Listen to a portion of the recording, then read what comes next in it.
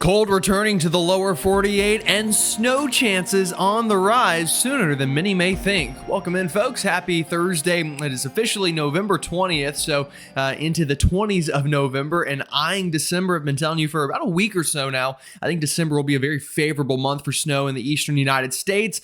But we could get going early. I've already got my eye on our first storm potential, if you will, and it looks like it's going to happen right after Thanksgiving. Now, this is not a slam dunk, but it's worthy of talking about in today's video. And then obviously we will continue to talk about the long range and why I still think December looks like a pretty cold and snowy month for most of us at least. And I'll talk about when, where, and why here throughout today's video. Now, if you're new to the channel, though, welcome. My name is Gerald. I'm a meteorologist at WCCB Charlotte. If you haven't already, go ahead and like the video, subscribe, and hit the bell for the latest notifications. Doing all of those things helps keep you in the loop. It keeps you weather-wise. It's free. It doesn't cost you a penny, and it helps me out, and it helps you out. So let's just go ahead and do that for everybody. Might as well, right? Also, let me know where you're watching from and what you want to see this winter as we continue to get closer to the holidays. Personally, I'm a big snow fan, so I'm hoping for a white Christmas. I know I'm not going to get a white Thanksgiving here in Charlotte, and many of us probably won't, but I'm hopeful that right after Thanksgiving, that pattern change could bring the goods even pretty far south throughout this winter. And I think chances looking pretty good.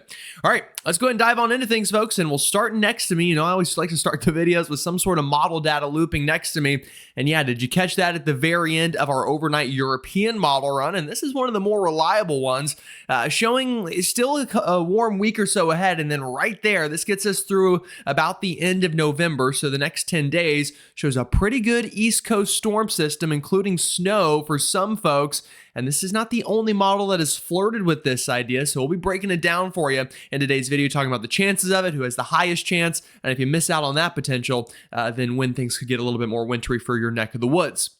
But first, before we jump into what's happening 10 days from now, it's really important to know what's happening out there right now. That really helps us forecast the longer range. So let's take a look at our satellite data, and you can see in our water vapor loop, this is just looking at where water's getting moved in the atmosphere. I know that might not sound like it's very useful, but actually one of our more useful tools to use. We've got this big ridge starting to flex its muscles into the eastern U.S. That is warmer air rising north. We've got a storm system associated with that developing over the southern plains right now, bringing rain to places like Texas, Oklahoma, Arkansas, the Ozarks, even into the Tennessee and Ohio River valleys, getting in on some of that snow here in the near term. Really through the next couple of days is whenever we're going to be tracking that.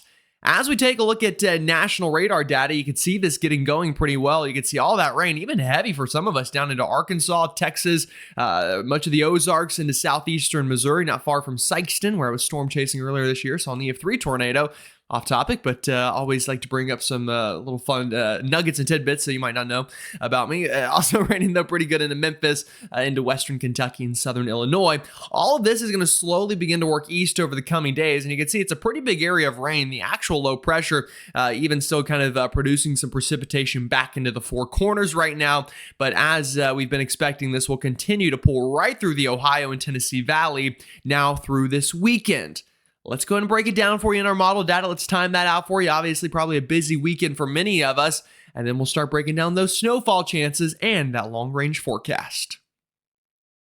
All right, as promised, let's time out the short range, and we'll start with, our short range models, or mesoscale models. Here's the high resolution rapid refresh, and shows that storm system beginning to develop and continuing to work east. This is by this evening and overnight tonight. You can see rain spreading up through Kansas, the Ozarks, really a lot of places it's already raining, and then trying to get some of that rain even east into portions of the Virginias and maybe even the western Carolinas by overnight tonight. Then we're waking up tomorrow morning on Friday. We could see showers in Virginia, North Carolina, maybe even upstate South Carolina. We've got rain back into Kansas, Missouri, St. Louis, Kansas City, really a lot of those big cities out there, even down into Little Rock.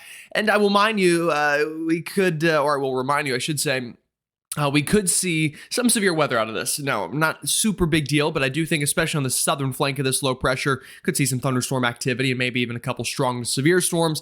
In fact, we even had some hail reports yesterday out of Oklahoma, so the storm system already has produced some severe weather. Then you get to your Friday afternoon and continuing to watch those showers and storms propagate eastward, really right through the Tennessee Valley. You can see that rain continuing for a lot of the same communities. And you get overnight Friday, we've got some pretty good rain, it looks like, along the Carolina-Virginia border into West Virginia, now along the Ohio River, seeing some of that rain work in. And then as far out as this model goes, gets us into this coming Saturday morning, again, about 48 hours from now, and showing a pretty showery day, it looks like, through much of Virginia, West Virginia, even up into the Delmarva, Kentucky, and areas point south. Then after that, we probably dry out again. But here's the thing. We could use the rain. We're in drought conditions for a lot of us in the east, so not a bad thing at all that we're going to get this. In fact, many of us will probably be happy about it, I'd say, all things considered. Then what's next? Well, let's back it up. Here's the European model. There's a system in the east working through by Saturday, and here's by Saturday afternoon, I think, drying out for most of us by that point. And then what, folks? Well, you keep it going. And here comes our next storm system, just in time for right before Thanksgiving, and that's going to begin to usher in a pattern change. You'll see this system, though, it works through. It's mainly rain for most of us, but behind it, cold air works in really just in time for Thanksgiving for most of us, likely going to kick up some lake effect snow and potentially set the stage for a bigger storm on down the road. Let's talk about it. All right, let's talk about the setup for this general pattern change, potentially back to the snowy side for some of us. If not that, then I think at least a shot of cold air for Thanksgiving or the days following at the very least.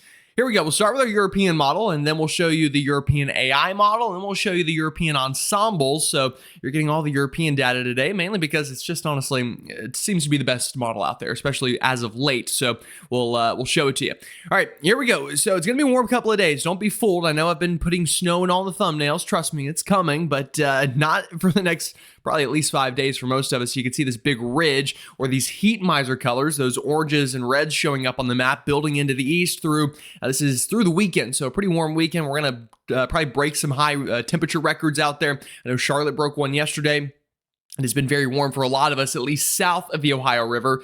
Somebody made a very good point yesterday. They were talking about how, I don't know what you're talking about with this heat wave. It's, freezing cold up here in Michigan. And yeah, for some folks up into the Northeast and Midwest, it has continued to be cold. So don't be fooled there. But for those of us south of there, it's been quite warm and will continue to be. Then things start to change by Monday. Here's that storm system I showed you. I know it doesn't look like a lot, but a little trough beginning to develop. And then a pocket of cold air up to the north begins to develop. Now, as of right now, it looks like the two will not be syncing up, at least over the United States. Up in Canada, maybe we could get some snow here early next week. But for most of us into the lower 48, this looks like more of a warmer system by early next week. But you see the blue developing and starting to work in. I just realized I'm on the morning model data, so it's not going to go out far enough. Let's see. There we go. All right, so you can see there's that blue developing and then just dives into the eastern U.S. right around Thanksgiving. In fact, probably a day or two after. This would be Black Friday into 2 days after Thanksgiving or the day after Black Friday. And you can see, yeah, it's no secret, that's a big trough dipping down into the eastern U.S., and what you do whenever that happens, especially this time of year, you've got a lot of baroclinic instability along the eastern seaboard. If you get upper level diffluence above that, which is what would happen in a case like this, which basically you can see the trough here. And you see how these isobars, or not isobars, but height contours, I should say, start to spread apart. That's divergence in the atmosphere. That creates rising motion. Could that get an East Coast storm to develop? Yeah, it absolutely could. Will it? We'll see. It's still, really 8 to 10 days away from now, or 7 to 10. So plenty of time to watch it, but this is something I've got in my sights here, if you will, and something that we'll keep an eye on. That works through. And then we get warm again. Again, it looks to be a transient shot of cold air, much like the one we had about a week or so ago where we had a big cool down and then it warmed up pretty quickly again. This one looks to be similar. The southeast ridge looks to try to work back in for the first little bit of December. But then as we go further out into time, as we switch over to some other model data, you'll start to notice we're going to get back to the cold side, I think, after about the first week of December. Let's show it to you. Let's show you those other two models, and then we'll break down that potential storm threat a little bit more in depth. Here's the AI version of the European model. I'm going to kind of go a little bit quicker here through the near term. Again, agrees we're going to have a ridge here now through about early next week. Here's that next storm developing. You can see that little pocket of blue right over the heart of the country. That's that storm. Still looks pretty warm on the Euro AI model, but agrees a big shot of cold air, a big trough dipping down into the eastern United States by about 7 to 10 days from now, really right after Thanksgiving, it looks like. Holds on for a little while, but like I said, transient. Here comes that next ridge, if you will, that next heat miser color into the eastern seaboard. And I think this is something to note here for the first week or so of December. I think we end November cold in the eastern United States. And then once we get into December, probably the first 5 days or so, we're going to warm back up. But don't be fooled, because watch what begins to happen here at the end of the loop. That ridge starts to break down and troughing starts to kind of kick it out of here a little bit more as we get some of these short waves to work on through and act as that kicking mechanism. We'll talk about why that is towards the end of the video, but a lot of teleconnections suggesting that while that ridge will be there for maybe the first little bit of December, it likely won't stay forever. Again, we'll talk about that more in depth, but before we do, let me show you the European AI, or the ensembles, I should say. The last model was the AI. What does it show? Well, same thing, warm up here into the near term.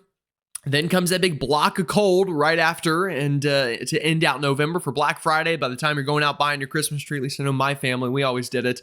The day right after Thanksgiving is whenever we would go buy it, and I guess still do, and then put it up. But so maybe you have the same tradition. I don't know. Again, another little side tangent there, but it holds on for a little while. Then the ridge builds back in to start December, and then look at the end of the European loop. The ridge begins to die down, and you start to get this big block of cold air up into Canada that wants to start oozing south into the eastern United States after about the first 4 or 5 days of December is what a lot of the models have been suggesting. And that makes sense given the teleconnections that we're going to talk about here coming up in just a moment. But before we do, let's talk about that storm system that I showed you at the start of the video more in depth, the odds of it happening, how it could happen, and how it could impact you if it does.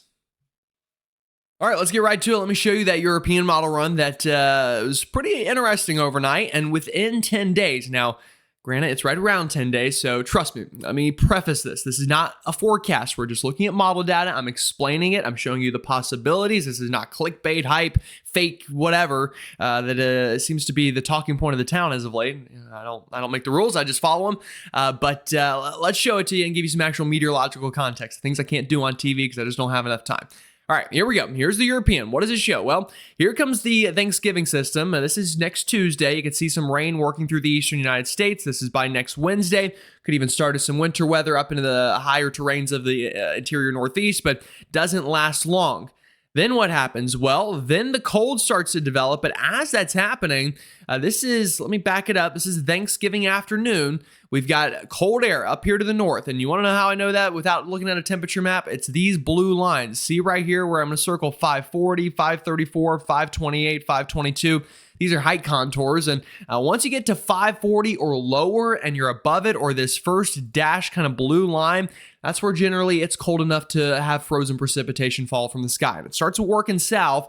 As that's happening, an active southern jet stream begins to kick up towards the Gulf, and you get those two things together, that's a pretty good recipe, right? So let's see what happens. Well, it keeps going. Cold air catches it, and then by the time we get into the night of Black Friday and the start of the next day, Saturday, you've got a big coastal storm developing, and yes, this is about 10 days from now, okay? So this is, again, not a forecast. I'm going to show you more data here in a second that says this won't happen. So trust me, this is not Gerald farming for clicks and engagement. Yeah, it shows, honestly, just a big blizzard, nor'easter, right after Thanksgiving to end out November up into the Northeast, and then gets another storm right after that, well out into La La Land.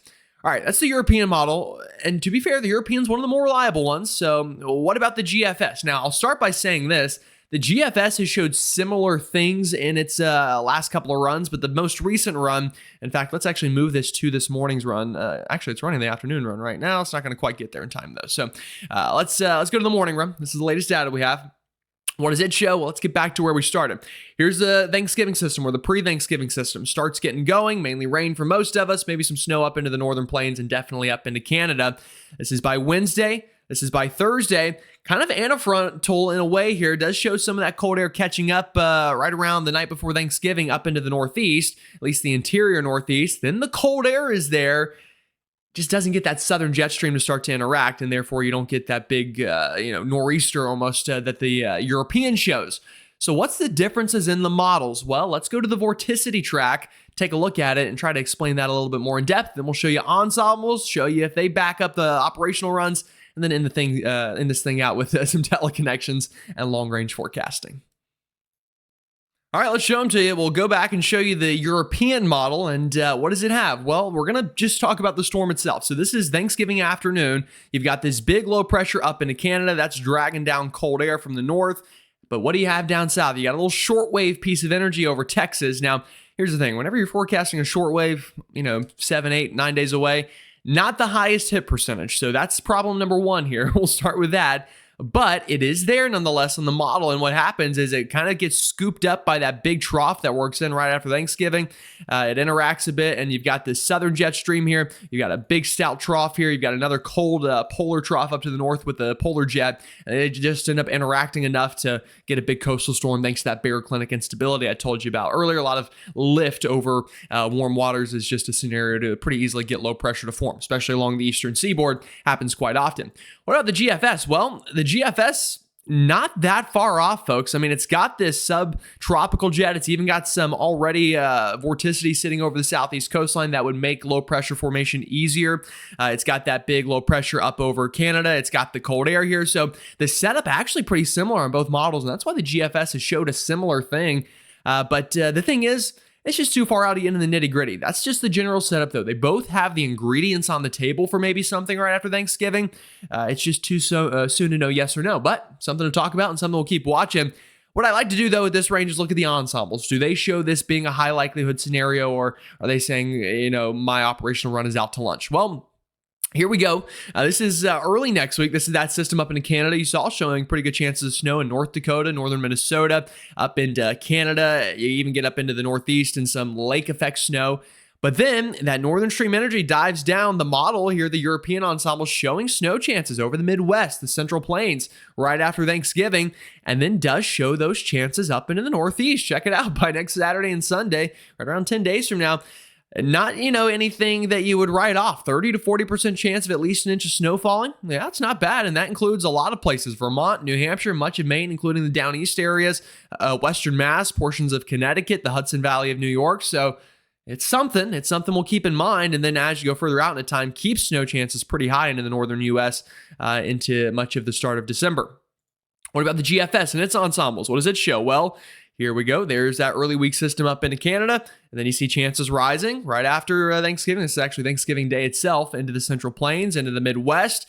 And then, there's that system. You get a good bump of snow chances up into the Northeast, maybe even portions of the northern Ohio Valley. So it's not a slam dunk, but it's also not nothing. So I'm sure you're going to see, we seem to have the hype police going around the social media right now saying every post with any sort of meteorological data past 4 days is nonsense. But honestly, they just don't know what they're talking about, because we can forecast things out here. You just got to do it the right way and show the possibilities, which is exactly what I've done here for you. I've shown you the models. I've shown you the probabilities.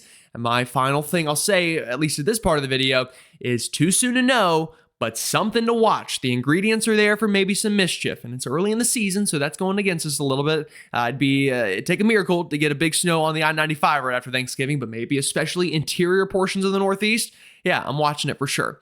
All right, if this isn't your storm, which it very well may not be for most of us, when could your storm be? Well, let's look at those teleconnections and look at when the pattern could get even more favorable. All right, it's MJO time. It's MJO time. It's NAO time. It's all of the alphabet combinations you can think of. Let's talk about teleconnections. And we'll start with the MJO, like I said. And let me start by explaining what is a favorable phase for the MJO and what the hell it is, because you're probably wondering what that is too. So here we go. MJO has 8 phases. That's one more than 7 and one less than 9 for those counting at home. And you can see that we've got different types of phases. This is the temperature part, and just kind of ignore this part on the right. All right, we're going to be looking at this. I'm going to box in. This is temperature composite. So whenever we're in what phase, what generally happens in the United States. All right, phase 5, phase 6, phase 7, phase 3, phase 4. These are generally warmer phases for most of us in the United States. So if you're a winter weather fan, you don't want those phases. What you want, especially, is phase 8, phase 1, and phase 2, but especially phase 8 for most of us, and 1 are kind of the big ones for wintry weather in the United States. What about precipitation? If you want snow, you want the cold, so you also want the rain. Well, we know 5, 6, 7, 3, and 4 are warm, so those already don't matter. Which one of those cold phases has precipitation? Well, phase 1, yeah, that's pretty wet in the eastern U.S. You can see those green colors indicating above average precipitation. Phase 8 as well. especially into the southeast. Phase 8 looking pretty good. And then phase 2, less so, but can still get some higher precipitation numbers. So what does that tell us? Well, that tells us phase 8 and phase 1, those are the big home run winners. Those are the ones you want if you want winter weather, generally speaking, in the east. Now, of course, it'll vary for exact location, but you get the idea. Well, what are we in right now? Yeah, we're pretty deep in phase 6, and that's why we've got this big warm up for most of us. You can see we're right here on the wheel of MJO fun. However, as we start getting into the end of the month, we're going to start to rotate into phase 7. And while phase 7 is still a warmer phase, it starts to get the idea of getting closer to 8. So that's a good sign. And I think, again, this is something that may not help us too much with that storm potential right after Thanksgiving. The MJO phase still only in 7, so not quite rotating to 8 and 1. So that's something to watch for sure. But, we're going to start the carousel around. And as it looks right now in a lot of the models, after about the first week or so of December, we start to get into phase 8. That's the favorable one. And honestly, folks, we could linger there for quite some time. I would not be surprised if the entire second half of December and potentially even the first half of January at least, we're in phase 8 or 1, which are favorable for winter weather. So that's one of the reasons you're hearing all over social media. This could be a really good winter, at least start of it. It could be a front-loaded winter maybe. For some of us here into your Decembers and your Januaries of the world. So that's definitely one of the components here that we're watching. Not the only thing, though. There's also the NAO. So what in the world do those letters mean? Well, let's talk about it and how it could change over the next month or so. All right, NAO is a lot less complicated than the MJO. It's the North Atlantic Oscillation, and you got two types. You got a positive and you got a negative. If you want winter weather in the east, you want a negative NAO. You can see why here on the left. Basically, a negative means that the jet stream dips down into the eastern U.S., cold and snowy weather becomes more common. Same thing even happens up into portions of Europe. Positive NAO, that's zonal flow. That's just kind of, regular boring weather, honestly. And, you don't want boring weather in the winter if you want a big winter storm, generally speaking. Now, getting some new data in on this, and it's looking a lot better as we get into December. I do think now, unfortunately, through about the end of the month, we're going to start getting into a positive NAO. That's another thing that, unfortunately, could go against that Thanksgiving storm potential. So while some of the models show something, some of the teleconnections not liking it as much, and that's why I'm not going to blow up your social media feed saying a big blizzard's coming right after Thanksgiving. But again, we'll continue to watch it. Anything's possible even when teleconnections don't agree. It's after that, though, especially after the first couple days of December. Notice how these red lines start to plummet down. I think we could find a negative NAO right around the time we start to find a positive or a favorable MJO, I should say, into the eastern U.S. So that's why December 5th, 6th, 7th onward, I'm getting pretty excited, folks, for winter storm chances, and that's perfect timing. I mean, that's just in time for the holidays. If you want a white Christmas, that's a good sign. Now, it doesn't mean you're going to get one. Again, don't go home and tell everyone Birmingham, Alabama is going to have a white Christmas, is what Gerald said. He didn't say that, but he is saying that the pattern is looking pretty good for much of the eastern U.S. As we get past the first week or so of December. And we'll get little shots before then. Like I said, obviously, I'm watching that time period right after Thanksgiving. I think it'll be transient, but as we get deeper into December, the cold could be stuck here for longer. And if we get an active southern storm track, then obviously that's good news as well. All right, folks, I'll add another thing here that I forgot to mention. I'm going to make a community post here by the time this video is uploaded about a YouTube channel that is out impersonating other weather YouTubers. It's actually AI. They've voiced my videos over with AI and are using some of my graphics and stuff. So a little annoying. So if you could go and report that as impersonation and just link my channel to who it's impersonating. They're doing the same thing to Mitch West Weather. And I want to say they've even got Max Velocity and some of these other big names out there that are much bigger than me on the platform. So I'll take it as, I'll be flattered that I was chosen to be mocked by AI, but either way, something we'll try to get down. Also, live tonight at probably 7:30, give or take a little bit. We'll see as long as everything goes right troubleshooting wise with BGWX. He's a super smart dude up from the Northeast. He's a real winter weather whiz, to be honest. So we're going to be breaking down this pattern, maybe snow potential, and all those fun things coming up then. So we'll see you then. All right, y'all have a great one. Stay safe, and I'll see you all tonight.